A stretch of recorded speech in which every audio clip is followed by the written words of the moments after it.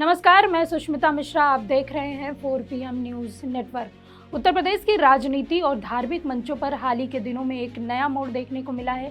Samajwadi party के राष्ट्रीय अध्यक्ष और उत्तर प्रदेश के पूर्व मुख्यमंत्री अखिलेश यादव ने बागेश्वर धाम के पीठाधीश्वर पंडित धीरेन्द्र कृष्ण शास्त्री को आजमगढ़ में एक कथा चौपाल के लिए आमंत्रित किया है।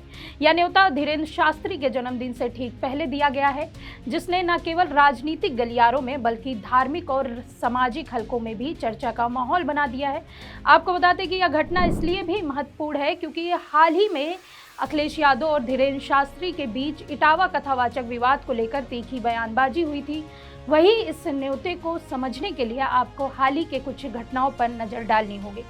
आपको बता दें कि जून 2025 में इटावा के दादरपुर गांव में दो यादव समुदाय के कथावाचकों मुकुटमणि यादव और संत कुमार यादव के साथ कथित तौर पर बदसलूकी की घटना सामने आई थी। आरोप था कि कुछ लोगों ने उनकी जाति के आधार पर उनका अपमान किया, उनके बाल कटवाए और उनसे जबरन एक महिला के पैर छुआए गए। वहीं इस घटना ने उत्तर प्रदेश में जातिगत तनाव को बढ़ा दिया और राजनीतिक बयानबाजी का दौर शुरू हो गया। अखिलेश यादव ने इस घटना की कड़ी निंदा की और इसे भारतीय जनता पार्टी की साजिश करार दिया और उन्होंने कहा कि बीजेपी समाज को जातियों में बांटना चाहती है और पिछड़े, दलित और अल्पसंख्यक समुदायों के खिलाफ भेदभाव को बढ़ावा दे रही है। इस दौरान अखिलेश यादव ने बागेश्वर धाम के धीरेन्द्र शास्त्री पर निशाना साधा और उन्होंने एक प्रेस कॉन्फ्रेंस में कहा कि कई कथावाचक 50 लाख रुपए तक की फीस लेते हैं। क्या हर किसी की हैसियत है कि धीरेन्द्र शास्त्री को अपने घर कथा के लिए बुला ले? वो बाबा अंडर टेबल पैसे लेते हैं, आप पता कर लीजिए। क्या धीरेन्द्र शास्त्री मुफ्त में कथा कहेंगे? और जो घटना हुई इटावा में, जो कथावाचकों को मैंने बुलाया, वो मैंने इसलिए बुलाया कि समाज में दूरियां ना हो। उस गांव में पहले भी ये यादवी कथा करके गए हैं, आप पता करवा लेना। आप उन गांव वालों को सब पता है कि ये यादवी है कथावाचक, क्योंकि जिस परिवार को कथा करानी थी उन पे इतना संसाधन पैसा नहीं था कि लाखों रुपए वाले कथावाचक बुला लें, क्योंकि कई कथावाचक हैं जो 50 लाख रुपए लेते हैं।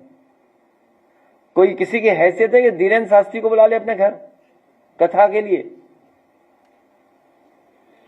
कोई अंडर टेबल लेगा वो बाबा पैसे? आप पता करवा लीजिए, अंडर टेबल नहीं लेते हैं वो धीरेन्द्र शास्त्री। क्या कथावाचक ने पता कितनी कीमत होगी उनकी, फ्री थोड़े नहीं। तो ये यादव लोग कथा कहते, तो कथा तो हर समाज के लोग कह रहे हैं। बड़ी संख्या में जो गैर बरादरियां हैं, सब बरादरी करती हैं कथा। तो क्योंकि ये परिवार गरीब था तो इन्हें सस्ते में कथावाचक मिल गए, वो हमारे समाज के। वहीं इस बयान ने धार्मिक और राजनीतिक हलकों में हलचल मचा दी। धीरेन्द्र शास्त्री ने इसका जवाब देते हुए कहा कि हमारे ऊपर टिप्पणी करने वाले की रोटी पच रही है, भगवान करे उनकी रोटी पचती रहे। उन्होंने इटावा की घटना को निंदनीय बताया और कहा कि जातिवाद, क्षेत्रवाद और भाषावाद में ऊपर उठकर राष्ट्रवाद को बढ़ावा देना चाहिए। साथ ही धीरेन्द्र शास्त्री ने दावा किया कि उनकी कथाएं निःशुल्क होती हैं।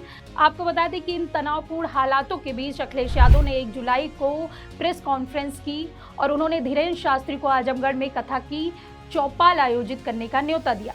यह न्योता उनके जन्मदिन से ठीक पहले 4 जुलाई को होने वाले धीरेन्द्र शास्त्री के जन्मोत्सव के संदर्भ में दिया गया। अखिलेश ने कहा कि मैं बागेश्वर धाम के पंडित धीरेन्द्र शास्त्री को आजमगढ़ में कथा की चौपाल आयोजित करने के लिए आमंत्रित करता हूं। हम चाहते हैं कि समाज में एकता और शांति का संदेश जाए। यह कथा सभी वर्गों के लिए होगी और हम इसका आयोजन निःशुल्क करेंगे। वहीं इस न्योते ने सभी को चौंका दिया क्योंकि कुछ दिन पहले ही अखिलेश ने धीरेन्द्र शास्त्री पर तंज कसा था। वहीं इस आमंत्रण को लेकर राजनीतिक पंडितों का मानना है कि यह न्योता एक रणनीतिक कदम हो सकता है, जिसका मकसद धार्मिक और सामाजिक मंचों पर अपनी पकड़ मजबूत करना है। आजमगढ़ सपा का गढ़ माना जाता है, वहां पर इस तरह का आयोजन सपा के वोट बैंक को एकजुट करने में मदद कर सकता है। धीरेन्द्र शास्त्री को बाबा बागेश्वर के नाम से जाना जाता है। मध्य प्रदेश के छतरपुर जिले में स्थित बागेश्वर धाम के पीठाधीश्वर हैं। वे अपनी चमत्कारी शक्तियों और हिंदू धर्म के प्रचार प्रसार के लिए प्रसिद्ध हैं। उनके दरबार में लाखों लोग अपनी समस्याओं का समाधान पाने के लिए जाते हैं।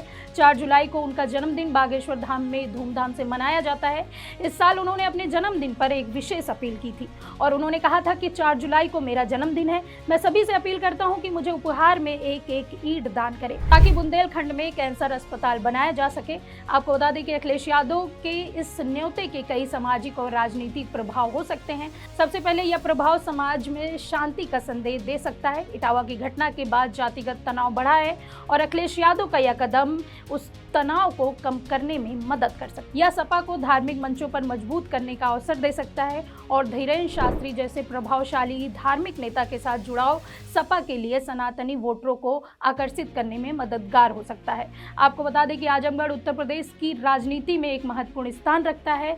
यह सपा का गढ़ माना जाता है और अखिलेश यादव यहाँ से सांसद रह चुके हैं। इस क्षेत्र में यादव और मुस्लिम समुदाय की बड़ी आबादी है, लेकिन अन्य जातियां भी प्रभावशाली हैं। कथा की चौपाल जैसे ही आयोजन के जरिए सपा विभिन्न समुदाय को एक मंच पर लाने की कोशिश कर सकती है।